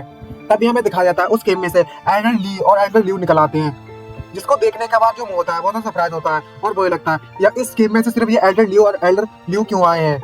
और तभी जो जेनान होता है वो उससे कहता है कि मुझे इसकी उम्मीद नहीं थी कि तुम कुछ ऐसा करोगे। तभी जो मास्टर ले होते हैं वो सीधे जाकर उस पर अटैक कर देते हैं और तभी जो जेनान होता है वो उससे कहता है कि तुम दो चूजे मुझसे फाइट करने के लायक नहीं हो। और तभी जो जेनान होता है उसके अटैक को डॉज करता है और तभी एल्डर ल्यू होते हैं वो कहते हैं अगर कैसा रहे अगर मैं भी तुम्हारे साथ मिलकर फाइट करूं। और तभी जो जेनान होता है वो उनकी तरफ देखते हुए बोलता है तुम दोनों को इतनी जल्दी क्यों पड़ी है मरने की, और वो अपना स्पेशल मूव करता है और तरफ आग लगने स्टार्ट हो जाती है और बहुत ज्यादा फायर जनरेट होने लगती है उसका मैजिक से, एक वेपन को बना लेता है स्पिरिचुअल वेपन, और उससे एक स्वॉर्ड ट्रांसफॉर्मेशन स्वॉर्ड बना लेता है। इसको देखने के बाद जो दोनों एल्डर होते हैं वो सरप्राइज होते हैं, और उसके जो साथी होते हैं वो होता है, वो कहने लगता है अब तो लगता है ये दोनों आज निपट लिए। और तभी जो मास्टर लियो और लियो होते हैं, लेई और लियो होते हैं, वो कहते हैं हे एल्डर चलो साथ में लेकर चलते हैं एक साथ। और दोनों के दोनों मास्टर उस जनन पर अटैक करना स्टार्ट कर देते हैं और बोलते हैं जब तक हम दोनों जिंदा हैं तब तक तुम हमारी इटर्नल वैली पे अपनी उंगली तक नहीं रख सकते, समझे। इसको देखने के बाद जो जेनन होता है वो भड़क जाता है और अपनी फुल पावर के साथ उससे उस दोनों पर अटैक कर देता है और बोलता है तुम दोनों बस आग के साथ खेल रहे हो। और तभी जेनान है वो उसके एल्डर के पास आता है और बोलता है इस किंग को पता है तुम्हारी टेक्निक के बारे में, तुम बस टाइम निकालना चाहते हो कुछ। और जो जेनान होता है वो दोनों एल्डर से, दोनों मास्टर से कहता है कि मैं आज तुम्हारी आंखों के सामने तुम्हारी इटर्नल वैली को पूरी तरीके से तबाह कर दूंगा और तुम शांति यहाँ पर देखते रहना कि मैं क्या करता हूँ। और तुम्हारा जो सेक्रीफाइस है वो किसी काम का नहीं रहेगा, बस मीनिंगलेस है, चलो इसे जला देते हैं। ये देखने के बाद दोनों अपना मुंह लटका लेते हैं। तभी हमें दिखाया जाता है फायर बॉल्स टपकने लगती है पूरी पूरी इटर्नल वैली में हर तरफ। तभी हमें फैंग के रूम में दिखाया जाता है, उसका पता नहीं क्या कुछ खा लिया होता है, उसको कुछ प्रॉब्लम हो रही थी मुंह में, तो वो पिल खा रहा होता है अपने आप को अपग्रेड करने के लिए, और उसने इतनी ज्यादा पिल खा ली होती है उसका पेट भी फूल गया होता है और डकारे मार रहा होता है जोर जोर से, और कांपते उससे कहता है ए सीनियर आपने इतनी पिल मुझे दी थी, मैंने सारी की सारी पिल खा ली है, फिर भी ये अभी तक यूजलेस क्यों है, कुछ भी काम नहीं कर रहा है। तभी जो एंसेस्टर होते हैं वो फैंग से कहता है तुम चूजे कहीं के, तुम्हारी जो बॉडी है वो बहुत ज्यादा स्ट्रॉन्ग है, जितनी जल्दी इन पिल्स का जो ऑरा है तुम पचा लोगे इन पिल्स को इतनी जल्दी, उतनी जल्दी ही ये पिल्स तुम्हारे अंदर घुल जाएंगी और उसकी जो एनर्जी क्यू और ब्लड है वो तुम्हारे अंदर मिल जाएगी। अगर तुमने ऐसा नहीं कर पाया तो तुम उसका ऑरा अपने अंदर नहीं ले सकते, भले ही तुम चाहे इतनी पिल खा लो, उससे फर्क नहीं पड़ता। तभी जो फैंग है उससे एंसेस्टर से पूछता है तो अब हम क्या करें। तभी जो एंसेस्टर होते हैं वो फैंग से बोलते हैं जो तुम्हारी बॉडी है वो मेरी नॉलेज से बाहर है, मैं तुम्हारी बॉडी के बारे में कुछ भी समझ नहीं पा रहा हूँ। तभी जो फैंग होता है वो रोते उससे कहता है लेकिन हम आखिरकार हम इतना बड़ा ऑरा कहाँ से ढूंढने जाएंगे अब ऐसी जगह पर और ऐसे समय पर।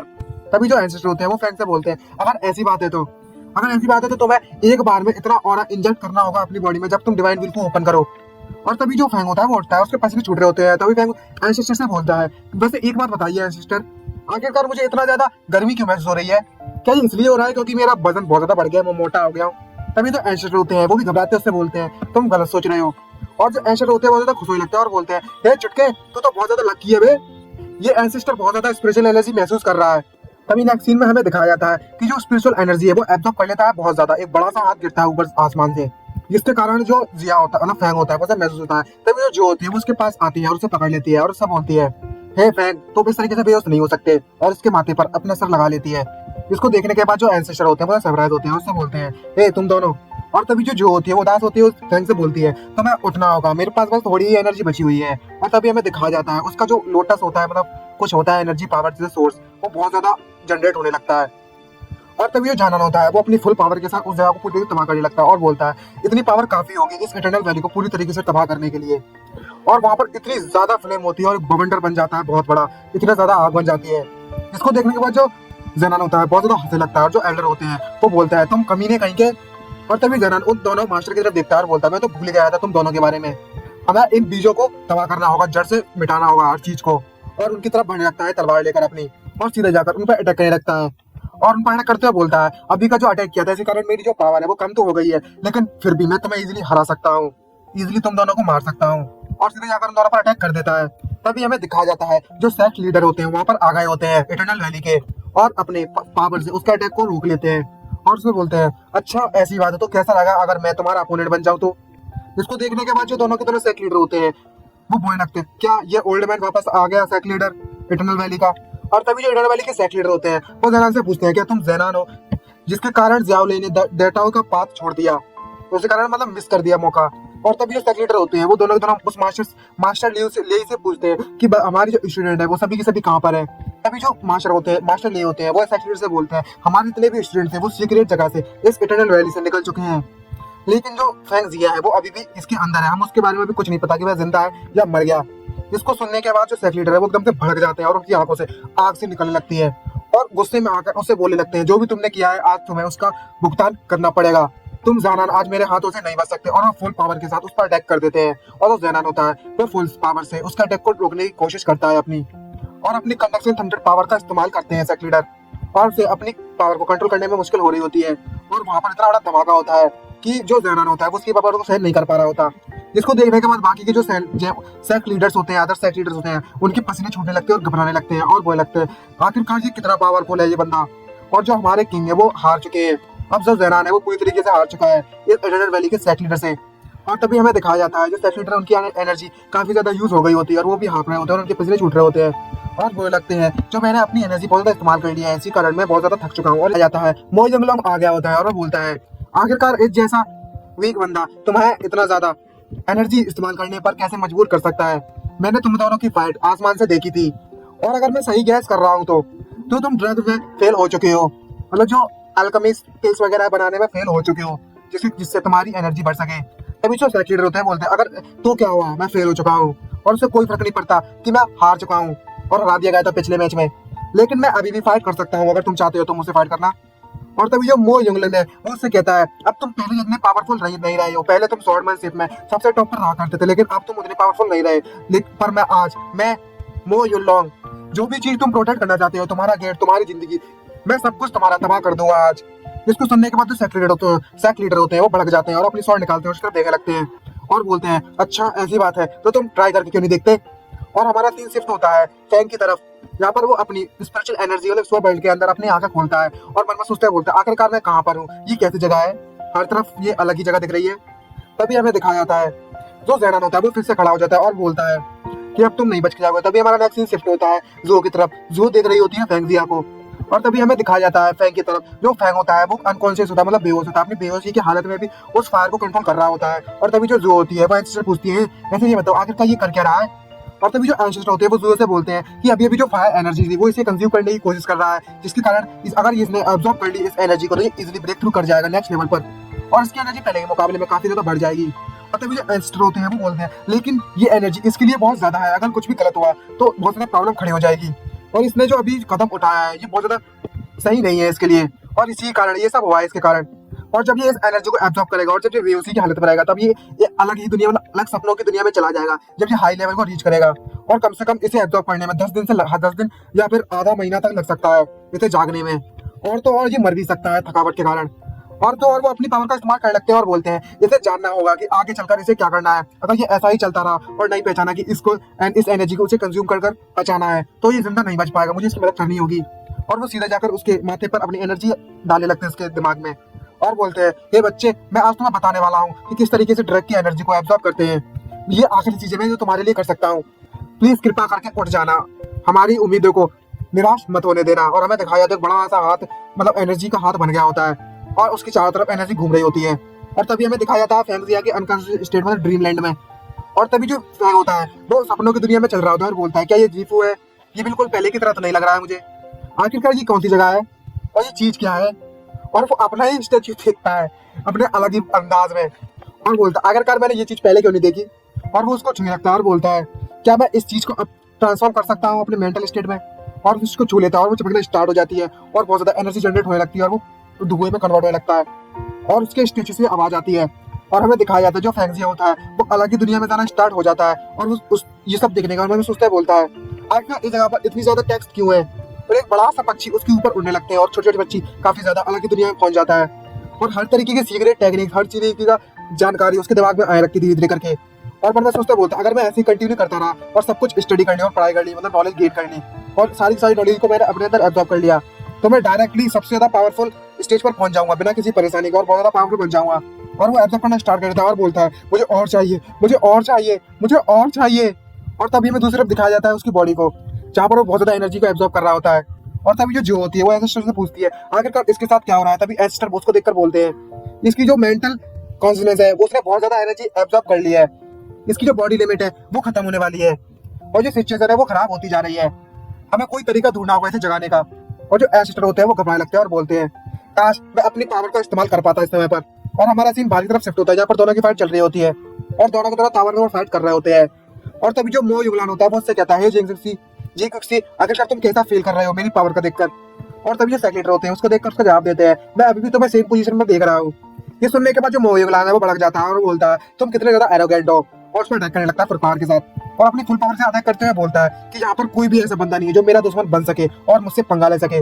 ये देखने के बाद जो दोनों मास्टर होते हैं, वो जो एल्डर होते हैं उसके, वो बहुत ज्यादा सरप्राइज होते हैं और वो बहुत ज्यादा डैमेज हुए होते हैं।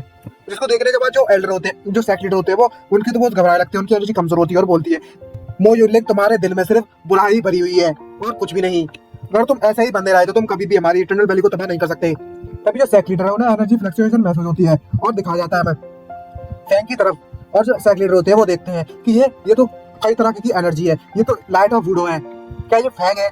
और हंसने लगता है और वो बोलता है जो गॉड है वो हमारी मदद कर रहा है सच में। जिसको देखने के बाद जो मो योनलांग होता है वो उससे कहता है क्या हुआ, तुम इस तरीके से क्यों हंस रहे हो ओल्ड मैन, क्या तुम्हारा दिमाग खराब हो गया है मार खाने के कारण मेरे से? और तभी जो सेक्रेटर होते हैं वो भी अपनी फुल एनर्जी के साथ जोश में आ जाते हैं। इसको देखने के बाद जो मो योनलांग है वो सरप्राइज होता है और बोलता है तुम्हारे पास सच में एक और स्किल है, अच्छा ऐसी बात है तुम करके दिखाओ, अपनी स्किल इस्तेमाल करो मेरे पास। और वो भी अपनी फुल पावर के साथ अपनी स्किल दिखाता है उसे और बोलता है अच्छा ऐसी बात है तो मैं तुम्हारे साथ खेलूंगा। और जो सेक्रेटर होते हैं वो वादा करते बोलते हैं मो योनलांग, ये मेरी आखिरी स्किल है जो मैं तुम पर इस्तेमाल करने जा रहा हूँ। और उस पर अटैक कर देते हैं सीधा जाकर, लेकिन जो उसका अटैक है वो उसके पीछे से डॉज हो जाता है। और जो मो योनलांग है वो उससे पूछता है आखिरकार तुम कहाँ पर हो ओल्ड मैन। तभी हमें दिखाया जाता है जो सेक्रेटर होते हैं उनको बहुत ज्यादा चोट लगी होती है, क्योंकि मो योनलांग का जो अटैक है उसको जाकर सेक्रेटर पर लगा हुआ होता है। और सेक्रेटर उससे बोलता है मो योनलांग तो अपने आयरन नेल्स का इस्तेमाल करो और तुम यहाँ पर आओ मुझसे फाइट करने के लिए। और उनकी आंखें पीली पीली चमक रही होती है और वो अपनी स्वॉर्ड को सीधा जाकर फेंक दिया के उस एनर्जी के पास भेज रहे होते हैं अपने फुल अटैक के साथ, अपनी सारी की सारी एनर्जी की। और बोलता है मेरी जो स्वॉर्ड है मेरे एटर्नल वैल्यू के फ्यूचर के लिए इस्तेमाल की जाएगी। और हमारा सीन शिफ्ट होता है फैंग जिया की तरफ, जहाँ पर हमें दिखाया जाता है जो एंसेस्टर होते हैं और जो जू होती है वो देख रहे होते हैं और वो देखते हैं कि ये किस तरीके की एनर्जी है। और जो एंसेस्टर होते हैं बोलते हैं जो वुडो है वो टूट चुका है। और हमें दिखाया जाता है एक पिल सी जनरेट होने लगती है और जो जू है वो उसको देखकर बहुत ज्यादा खोने लगती है और बोलती है यो बच्चों के खुश होने के दिन आ गए। और जो सेक्रेटर होते हैं उनको बुरी तरीके से चोट लगी हुई होती है और उनका चार तरफ से खून निकल रहा होता है पूरी पूरी बॉडी में से। और जो मोयो लगाता है वो उनकी तरफ आ जाता है अपनी उड़ते हुए और उसकी तरफ देखते हुए बोलता है तुम बेवकूफ कहीं के। इसको देखने के बाद जो बाकी के जो एल्डर होते हैं वो उनकी तरफ आने लगते हैं और बोलते हैं मास्टर क्या आप ठीक हो? और जो बाकी के सेक्रेटर होते हैं वो मोयो से बोलते हैं अब ये सब चीजें हम पर छोड़ दो बाकी दो नमूनों को। और तभी जो मोयो लगाता है वो उससे बोलता है मैं वाकई में बहुत ज्यादा बोर महसूस कर रहा हूँ, अब भाई एक काम तुम संभालो इन चूजों को मारने का, और जब मैं वापस आ जाऊंगा तब मैं तुम्हें रिवॉर्ड देने के लिए बोलूंगा इनसे। और तभी जो मो युनलंग होता है वो उससे कहता है कि अगर हमारे पास ये स्वॉर्ड किंग नहीं है तो इस धरती से इसको डिसअपियर होना होगा। और सभी के सभी लोग मिलकर उन पर अटैक करने लगते हैं। तभी हमें दिखाया जाता है बहुत ज्यादा एनर्जी उनकी तरफ आने लगती है उसे बचाने के लिए। और तभी हमें दिखाया जाता है एंट्री होती है हमारे हीरो फैंग जिया की, जिसको देखने के बाद सभी के सभी लोग बहुत ज्यादा सरप्राइज होते हैं। और जो मास्टर होते हैं वो बोलते हैं अच्छा तो ये फैंग जिया है। और जो फैंग जिया होता है वो उनको देखकर बोलता है सॉरी मुझे माफ कर देना मैं लेट हो गया। इसको देखने के बाद जो मो युनलंग होता है वो बहुत ज्यादा सरप्राइज होता है और पीछे मुड़कर देखता है ये फैमिलियर एनर्जी, इसकी एनर्जी मुझे बहुत ज्यादा जानी पहचानी से लग रही है। तभी हमें दिखाया जाता है जो फैंग जिया होता है वो एंसेस्टर और सेक्रेटर से पूछता है आखिरकार जो मास्टर है वो कैसे हैं। तभी जो एल्डर होते हैं वो उसे रिपोर्ट देते हैं कि जो मो युनलंग है उसके द्वारा हमारे सेक्रेटर को बुरी तरीके से मारा गया है और उनकी जो इंजरी है बहुत ज्यादा सीरियस है। और हमें दिखाया जाता है जो जू होती है और जो एंसेस्टर होते हैं वो भी उड़ते हुए वहां पर आ गए होते हैं और वो एंसेस्टर फैंग जिया से बोलते हैं तुम्हें चिंता करने की जरूरत नहीं है, ये अभी भी जिंदा है और इन्हें सेव किया जा बचाया जा सकता है। और एंसेस्टर से बोलते हैं इसका जो दिल है अभी भी चल रहा है, मैं इनकी जान बचाने में मदद करता हूँ, तुम कुछ एनर्जी इनके दिल में जाकर ट्रांसफर कर दो जिसके कारण इनका जो हार्ट है वो चलता रहे। ये देखने के बाद जो दोनों मास्टर होते हैं वो अपनी एनर्जी सिलेंडर में ट्रांसफर करना स्टार्ट कर देते हैं। तभी जो फैंग जिया होता है वो जुओ से बोलता है जुओ तो अपनी सबसे ज्यादा तेज स्पीड का इस्तेमाल करो, हाईएस्ट स्पीड का, और इन दोनों तीनों लोगों को यहाँ से लेकर निकल जाओ। तभी जो होती है वो फैंग से बोलती है आखिर तुम्हारे बारे में क्या फैंग जिया? और तभी फैंग उससे बोलता है मेरे बारे में चिंता करने की जरूरत नहीं है, अब मैं बहुत ज्यादा ताकतवर हूँ। इसको देखने के बाद जो जुओ होती है उससे बोलती है मुझे तुम पर भरोसा है। और वो अपनी फुल एनर्जी का इस्तेमाल करना स्टार्ट कर देती है और बोलती है अच्छा तो मैं इन्हें लेकर यहाँ से जाती हूँ अब। और हमें दिखाया जाता है वो धरती से जमीन के अंदर से जाना स्टार्ट कर देती है। इसको देखने के बाद जो बाकी के जो सेक्ट लीडर्स होते हैं अदर साइड के वो देखकर सरप्राइज होते हैं और बोलते हैं आखिरकार ये लोग कहाँ गए, वो लोग यहाँ से भाग रहे हैं। और बाकी के सेक्ट लीडर बोलते हैं हम लोग यहाँ पर बहुत लोग हैं, हम इन्हें यहाँ से भागने नहीं दे सकते, चिंता करने की जरूरत नहीं, हम इन्हें मार देंगे जब हम इन्हें पकड़ेंगे तब। और बोलते हैं यहाँ पर जितने भी लोग हैं सभी को मार दो फिर हमें किंग के द्वारा रिवॉर्ड मिलेगा। और तभी जो फैंग जिया है उनकी तरफ देखते हुए बोलता है गुस्से में क्या तुम सच में इटर्नल वैली के सभी लोगों को मारना चाहते हो? और जो बाकी के सेक्रेटरी होते हैं वो खुश होते हैं और बोलते हैं ये वही स्कैमर बॉय है, चलो हम इसे मार देते हैं। और तभी हमें दिखाया जाता है वो जो फैंग जिया होता है वो उसकी स्पीड इतनी ज्यादा होती है कि वो लोग नोटिस भी नहीं कर पाते हैं, एक परछाई सी दिखाई देती है बस, और एक जोरदार धमाका होता है वहां पर। और जो फैंग जिया होता है उसकी तरफ देखते हुए बोलता है अगर तुम दूसरों को मारना चाहते हो तो तुम्हें खुद भी मरने के लिए रेडी होना होगा। और जो सेक्रेटरी होता है वो उससे बोलता है ये बंदा ये छोटा लड़का अब हमें फिर से चीट करने की कोशिश कर रहा है, इस पर भरोसा मत करना, और अटैक कर देते हैं उस पर मिलकर सभी। और जो फैंग होता है उसकी जो स्पीड है वो मैक्सिमम हो जाती है, जिसको देखकर जो सेक्रेटरी होता है बहुत सरप्राइज होता है। और जो फैंग है बस एक मुक्का मारता है और उसके आर पार हो जाता है, उसका खून निकलने लगता है सेक्रेटरी का और उसकी बैड वहीं पर बच जाती है। और जो फैंग है बहुत ज्यादा गुस्से में होता है और अपनी फुल एनर्जी के साथ उन सभी के सर को फाड़ देता है बस एक पंच से। जिसको देखने के बाद जो मोए होता है वो बहुत ज्यादा सरप्राइज होता है और बोलता है ये पॉसिबल नहीं हो सकता, इतने छोटे से इतने कम समय में ये इतना ज्यादा पावरफुल कैसे हो सकता है। और तभी जो फेंजिया होता है वो उससे बोलता है अब मैं तुमसे अपना पुराना हिसाब बराबर करने वाला हूँ, जो जो तुमने किया है उसके साथ तुम्हें उसका भुगतान करना होगा। और अपने फ्रोजन टेक्निक का इस्तेमाल करता है और जो मोए होता है वो उस पर अटैक करना स्टार्ट कर देता है, लेकिन जो फैंग है उसके अटैक को इजीली डॉज कर लेता है और जमीन में अपना मुक्का मारता है। जिसको देखकर वो बहुत सरप्राइज होता है और बोलता है मेरे जो अटैक है इसके खिलाफ यूजलेस है, बिल्कुल भी काम नहीं कर रहा है मेरे अटैक के खिलाफ। और तभी जो फैंसी होता है उस पर अटैक करते हुए बोलता है अपनी आंखें खोलो और जाकर देखो मेरी बैटल को। अपनी फुल पावर के साथ इतना ज्यादा एनर्जी का इस्तेमाल करता है कि वहां पर इतनी ज्यादा एनर्जी कंज्यूम हो जाती है ना कि हर जगह तबाही तबाही मच जाती है और उसके जो चूर चूर मच जाते हैं और इसको पीटने के बाद बहुत ज्यादा एट्रीब्यूट्स बने लगते हैं वही से कॉन्ट्रैक्ट वाले। इसको देखने के बाद जो मोजल लगा बहुत ज्यादा सरप्राइज होता है इसकी एनर्जी देखने के बाद और बोलता है ओ मुझे आज अभी रिमेम्बर अभी याद आया, अच्छा तो तुम वही बंदे हो, वही छोटे बच्चे हो जो जिसने मुझसे उस बैल के अंदर फाइट की थी। तुम सच में इतने ज्यादा मास्टर को बस एक ही समय पर मार सकते हो और जो इनमें से कई लोग तो कम से कम 2-2.5 लेवल पर है, अगर तुम किस लेवल पर पहुंच चुके हो। और तब यो फैंसी उनसे उससे बोलता है तुम इसका आंसर खुद से क्यों नहीं पता लगा लेते। और वो अपने एनर्जी को रिलीज करता है और बोलता है क्या तुम ओपन लिंचिंग पर हो। और कई सारी बैल वहां पर आ जाती है जो नेचुरल पावर से बनी हुई होती है और हमें दिखाया जाता है जो फैंसी होता है 8 सोल बैल्स का इस्तेमाल कर रहा होता है। और जो मो यन लैंग होता है बहुत सरप्राइज होता है देखने के बाद और बोलता है मैंने अपनी कम से कम 10 साल निकाल दिए उस सोल बैल को कंट्रोल करने के लिए, और लेकिन इस बच्चे को देखो इसने बस कुछ दिन ही निकाले हैं इस बैल को कंट्रोल करने के लिए। भला कैसे हो सकता है ये, मुझे कोई फर्क नहीं पड़ता कि ये इसने कैसे कंट्रोल किया, लेकिन मैं इस बैल को कंट्रोल करूंगा, इससे ले लूंगा। अगर मैंने तुम्हें आज जिंदा छोड़ दिया तो तुम जिन्बू किंगडम के लिए बहुत ज्यादा खतरा बन जाओगे, तो तुम्हें मुझे आज मारना ही होगा। और सीधा जाकर अपनी फुल पावर के साथ उस पर अटैक कर देता है और जो फैंगजिया उसे बस अपने हाथ से उसके अटैक को रोक लेता है बिना किसी परेशानी के। जिसको देखने के बाद जो मोजू लग जाता है वो बहुत ज्यादा सरप्राइज होता है और मन में सोचते हुए बोलता है आखिर इसका जो लेवल है वो मेरे अटैक के खिलाफ कैसे रोक सकता है, बस इस तरीके से। और तभी जो फैंगजिया होता है उसे बोलता है अच्छा तो तुम ये सोच रहा होगा कि मेरा जो लेवल है वो तुम्हारे अटैक के खिलाफ कैसे रोक सकता है। और तभी मन में सोचता है उसकी स्पेशल एनर्जी में वो गुलाब जैसा कुछ बनने लगता है और उससे बोलता है फैंगजिया तुम एक बार फिर से क्यों नहीं देखते हो मेरी तरफ। और बहुत ज्यादा एनर्जी मतलब बड़ा सा रोज वहां पर उग जाता है लोटस। और फैंगजिया से बोलता है तुम अपने आप से क्यों नहीं देखते यहाँ पर।